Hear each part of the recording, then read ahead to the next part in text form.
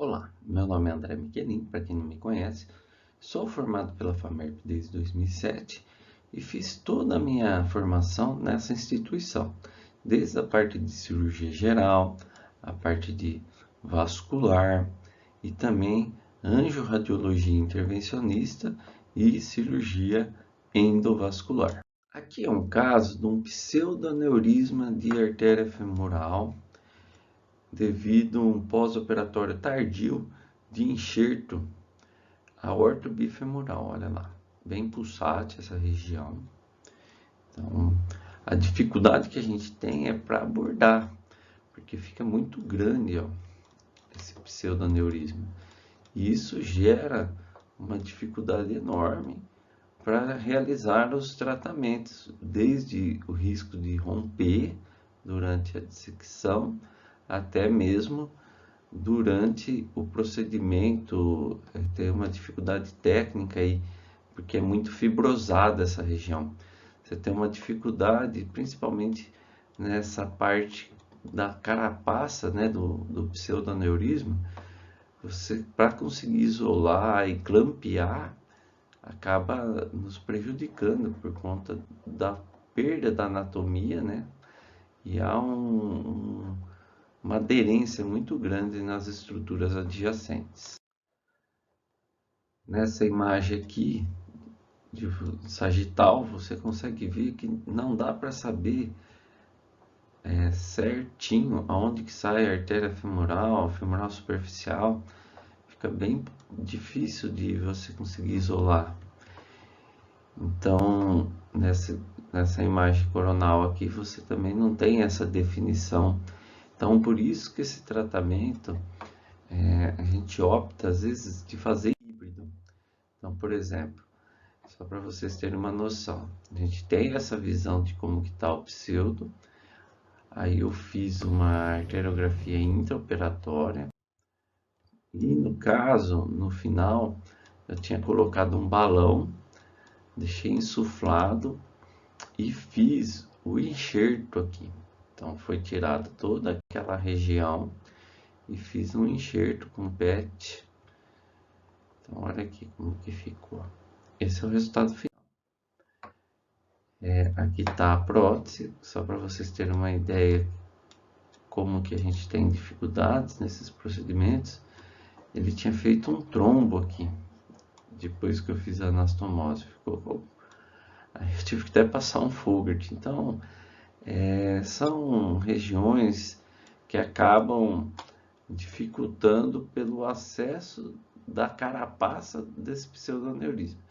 Mas em relação ao tratamento, depois a gente faz uma cirurgia normal. Mas de eu ter colocado o balão nessa região acima, segurado, né, o fluxo, me deu mais segurança em fazer o tratamento. Então, os procedimentos híbridos nesses casos são interessantes do ponto de vista prático. E o meu doutorado eu fiz sobre quimioembolização hepática. Então, a gente tem imagens aqui de um hepatocarcinoma e foi submetido a uma quimioembolização. Utilizamos partículas carreadoras associado com a doxarubicina para fechamento do nódulo hepático. E eu trabalho no hospital de base e dou aula na FAMERP. E aqui ao lado é o Instituto Procardíaco, onde eu faço os atendimentos, os meus procedimentos de laser, tratamento de feridas, tudo nesse complexo. E quero conversar com você, vascular, sobre, né, as dificuldades que a gente tem no manejo do pé diabético, né, principalmente quando tem feridas. E isso gera muita angústia, porque esses tratamentos têm limitações e às vezes necessita muito de centro cirúrgico para realizar desbridamentos. A longo prazo, a cicatrização é difícil e também há uma frustração quando a gente fala sobre amputação. Então, um paciente geralmente que tem uma diabetes crônica e descontrolada, ele vai acabar evoluindo com um mal perfurante plantar e aumenta muito o risco de amputações devido a infecções principalmente. E através de vídeos, aulas que eu estou colocando na internet, vou comentar muito sobre novas tecnologias, o que há no mercado para esses tipos de tratamento, então a gente pode estar auxiliando vocês. Aqui a gente já comentou sobre úlceras venosas, arteriais, infecções e traumas, e alguma parte de neuropáticas, mas entra mais no território da diabetes. Agora, o pé diabético, ele tem uma peculiaridade, então você já olha aqui que já falta um dedo desse paciente, né? Porque já teve que amputar. Então, assim, ó, ele começa, geralmente, tá? Tem a queda do osso cuboide e é como se o pé ficasse chato, vamos dizer assim. Há um aumento da superfície de contato. E geralmente forma um mal perfurante plantar na cabeça do quarto e quinto metatarso. O diagnóstico ele é pautado na diferenciação do que causou a ferida, né? É um paciente diabético nesse caso, e aqui é um paciente não diabético, paciente que, na verdade, eu mostrei na minha aula de necroses, essa paciente aqui, ela teve complicações infecciosas e levou a ter necrose, depois que os tratamentos ficou com ferida aberta, mas aqui não, aqui o pé diabético ele tem umas características que são a hiperceratose, é uma lesão que fica mais funda, menos dolorosa, tá? E quando tem dor, geralmente é infecção. Então, é fundamental saber qual que é a causa da úlcera, a história clínica que a gente vai fazer, o exame físico, principalmente pensando num paciente neuropático, você já consegue identificar que ele tem neuropatia, tudo, e também se ele tem pulso, se ele não tem, porque senão vai dificultar mais ainda. Então, uma úlcera ou um mal perfurante plantar num pé diabético e que não tem circulação, a dificuldade de tratamento aumenta ainda mais. E os exames complementares que são necessários em muitos dos casos seria o Doppler arterial e a arteriografia, pensando também mais em terapêuticas, né? Principalmente no pé diabético, se a gente for imaginar, as lesões são mais infrapatelares, ou seja, acomete da poplítea para as tibiais e fibulares. E nesses casos, a cirurgia já fica um pouco mais limitada.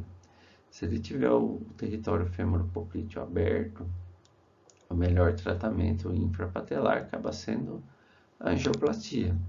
O enxerto já é de exceção, quando ele tem uma oclusão longa e vai ser principalmente para uma das artérias distais.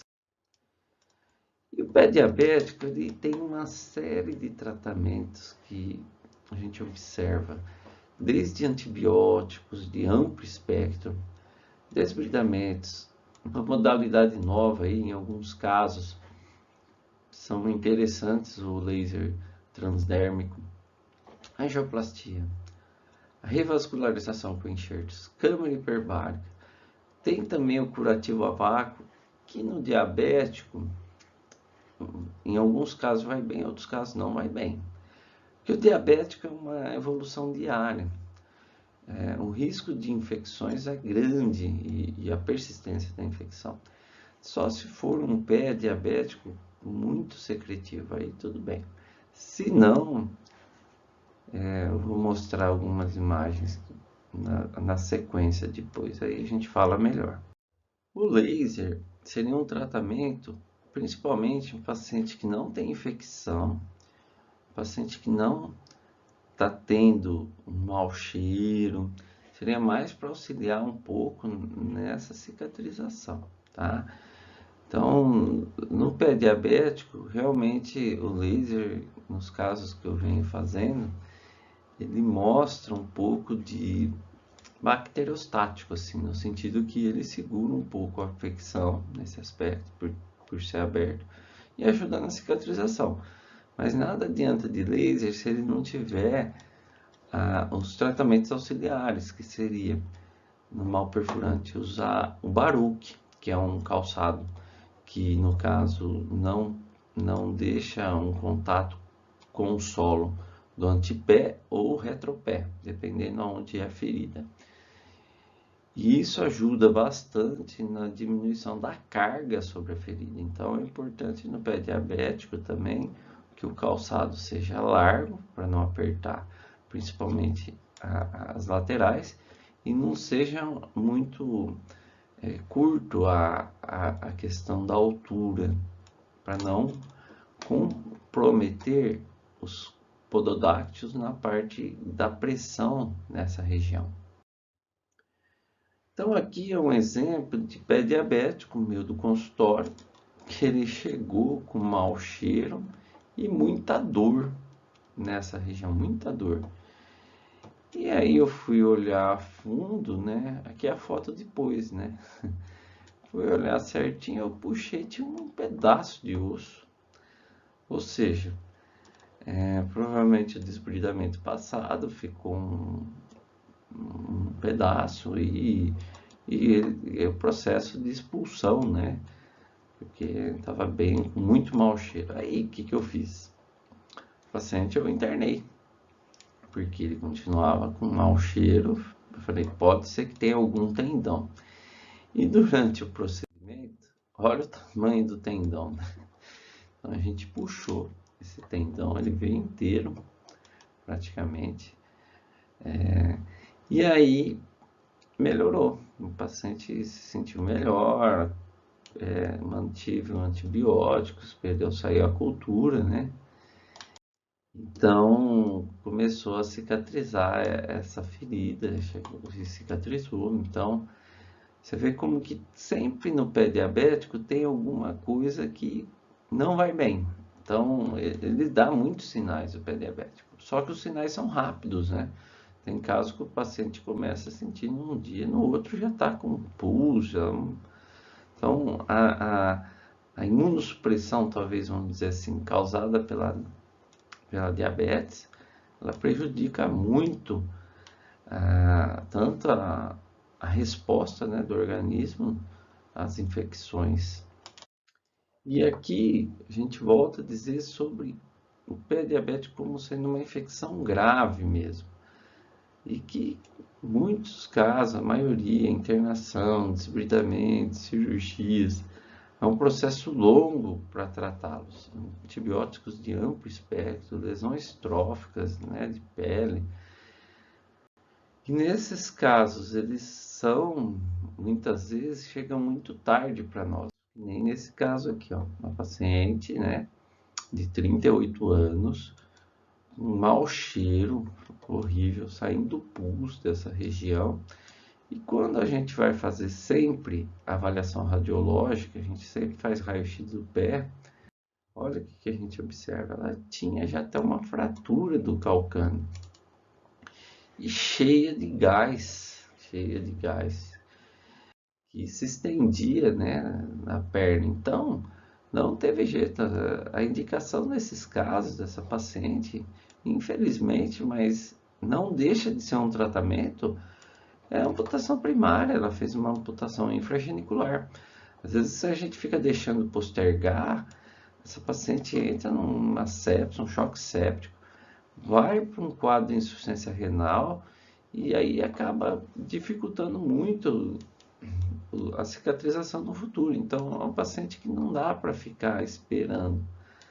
A gente tem que ser mais agressivo no sentido de indicar a amputação primária. E a dificuldade do pé diabético é que ele chega assim, ele chega na emergência já com mau cheiro, com dor, com isquemia, com necroses, e você já tem que optar pelo tratamento já de amputação. Você já vai fazer os procedimentos e assim não tem uma delimitação, assim, um nível de amputação. Você vai seguir aquilo que é possível. Então, nesse caso aqui, a gente tirou essa parte do hálux e teve que tirar também a face lateral aqui do pé e ficou 2 dedos. Fazer o quê? É o que é possível. É melhor que tirar, fazer uma transmeta, por exemplo, porque ou até transtársica no caso, porque vai dar um apoio pelo menos. Esse paciente evoluiu bem, ó, a cicatrização, porque ele não era arteropata, então não tinha uma necessidade de angioplastia. Então ele foi cicatrizando, então não teve essa dificuldade. Agora, quando você tem um pé diabético associado com uma isquemia crítica, aí a situação é diferente, tá? Então aqui já estava na preparação para a cirurgia, mas antes disso, o que eu fiz? Foi feita uma arteriografia, você vê que tem doença nessas artérias, principalmente distais, e foi realizando as angioplastias, foi melhorando as imagens, como aqui no final, e o pé começou a ter uma circulação, tá? Bem melhor, e melhorou, e até saiu com pulso TA, tá bom? Só que quando a gente fez a amputação, ele já evoluiu bem, e ficou faltando, não encontrei a outra foto do pé totalmente cicatrizado, mas ele teve um processo de evolução muito bom. Só que é aquela questão, né? Um paciente que se você não aborda, se você vai para uma amputação primária, ele perde essa possibilidade de deambulação, né? Vai ter que fazer prótese, tudo. E aqui ele está bem adaptado, já controlou bem a diabetes. Então, eu acho assim que esses pacientes, eles têm uma dificuldade, na verdade, de assimilar ou aceitar a doença. Isso que acaba prejudicando muito a aderência aos tratamentos. Então, você imagina, né? Aqui são fotos que a gente tem no consultório, mas a infinidade de pacientes que a gente tem no SUS, né? Nas nossas internações, e a quantidade de amputações, desbridamentos, angioplastias são enormes. E a história se repete, é o paciente que começa com a neuropatia, muitas vezes não sabe que tem diabetes, e não se cuida também em muitos dos casos. Então, a dificuldade que a gente tem também, fora a parte socioeconômica, né, se a gente for imaginar, é também a parte psicológica, né? Você imagina como que esse paciente fica após uma amputação. E a gente tem um sistema até público, ou mesmo no privado, deficitário de abordagens melhores em relação a como esse paciente fica num pós-operatório de amputação. Por mais que a gente pede para uma psicóloga passar lá para falar sobre a amputação, né, é muito difícil para esse paciente, tanto na atividade laborativa dele no futuro, quanto também o aspecto de você socializá-lo novamente. Então, o paciente fica muito fragilizado, ele fica muito triste, muitos têm muita depressão, aí piora tudo. Então, eu acho que nós temos que ter um trabalho mais junto com o paciente, no sentido que nós somos a peça-chave, né? A comunicação dele com outros profissionais, inclusive. Então, nós temos que melhorar esse aspecto de relacionamento com o pé diabético, tá? Eu acho que dá trabalho optar por esse tipo de tratamento, mas são pacientes que também é muito gratificante quando você consegue, né, resolver o problema deles, e resolve. E é um paciente que fica eternamente grato, que ele volta, né, às suas atividades. Então nós temos que se atentar em relação a isso. Às vezes a gente faz muita coisa, né? Bate o escanteio, cabeceia, vascular é assim, não para, né? Mas eu acho que um pouco de cuidado no manejo desses pacientes, principalmente essa parte psicológica, o como conversar, o informar, o explicar a esse paciente tudo o que vai acontecer com ele e os porquês. Se ele entender tudo o que está acontecendo, fica mais fácil ou menos doloroso do ponto de vista, né, traumático. tá bom? Agora, algumas lesões do pé diabético, né, que a gente percebe que não é falta de circulação, tá? É mesmo processo de infecção ou mesmo a dificuldade de curativos, que é uma região aqui do pé, né, na face lateral, é uma dificuldade muito grande que o paciente tem de cicatrizar isso daqui. Então a gente desbrida, faz procedimentos, e nesse caso eu optei, né, por o curativo a vácuo. Então, o que acontece? É muito secretivo, então esse paciente acaba ficando com uma dificuldade aí de cicatrização, porque fez já os procedimentos devido a uma suposta infecção, mas a dificuldade maior que a gente vê nesses tipos de abordagem, né? Essa é uma região muito difícil de cicatrizar, porque é uma região que tem menos pele, vamos dizer assim, para se chegar nessas bordas. Então, nesse caso, eu fiz o curativo a vácuo e realmente foi diminuindo e melhorou. Até estou sem as outras fotos da cicatrização. Mas o curativo a vácuo, num momento, foi importante para esse paciente. Ele conseguiu ter um salto, vamos dizer assim, de cicatrização. Mas no diabético não é bem a sequência, né? O curativo a vácuo para o diabético, ele tem o risco sempre de você observar quem que vai fazer o manejo desse curativo, porque ele fica lá e se você não observar a infecção, porque ele fica 24 até 48 horas, dependendo do planejamento que você vai fazer, você não está vendo a ferida. E o olhar a ferida e o cheirar a ferida é importante, pensando principalmente no risco da infecção. Então, o curativo a vácuo é bom, tem resultado, mas tem que ter muito cuidado em relação a como que a gente vai lidar com essa situação. Principalmente se for um paciente que está tendo uma infecção atrás da outra. Então, tem que primeiro resolver a infecção. E se for estafelos, né, que a gente fala, né, essa dificuldade que fica para cicatrizar, aí é diferente, aí vai bem o vácuo. Mas se for apenas um paciente que está com infecção, eu já não aconselho o curativo a vácuo. Eu vejo que muita gente encara o pé diabético como um grande obstáculo. Isso é muito ruim, né? E principalmente isso está sendo uma questão que eu vejo na residência, aumentou também. Por quê? Nós diminuímos, né? Agora, praticamente agora que nós voltamos a reuniões científicas, então ficou muito tempo. Houve um distanciamento para você que é residente, de nós, preceptores, com você.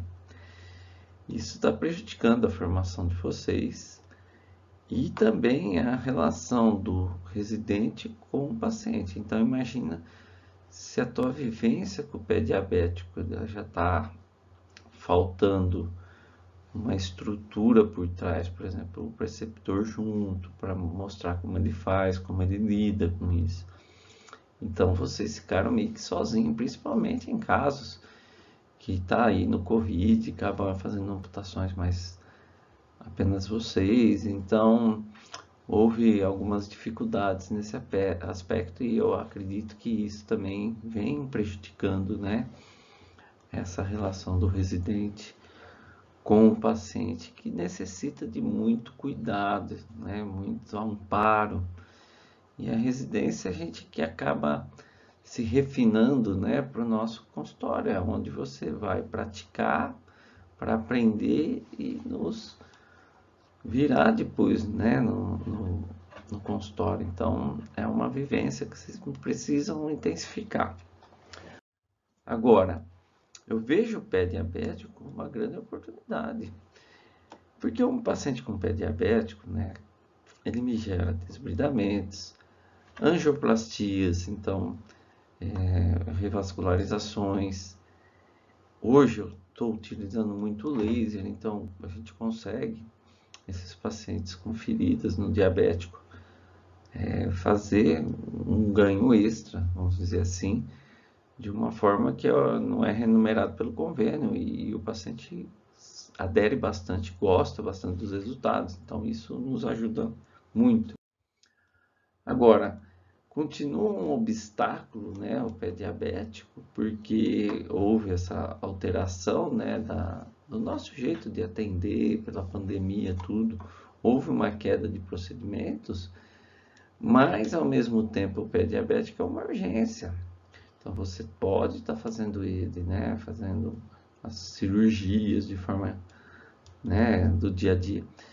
E ele é importante no consultório vascular no sentido que ele pode te gerar um ganho em um mercado de trabalho, porque o paciente diabético, com pé diabético, que você resolve o problema dele, vem muitos pacientes depois. Então, eu gosto muito de tratar doença.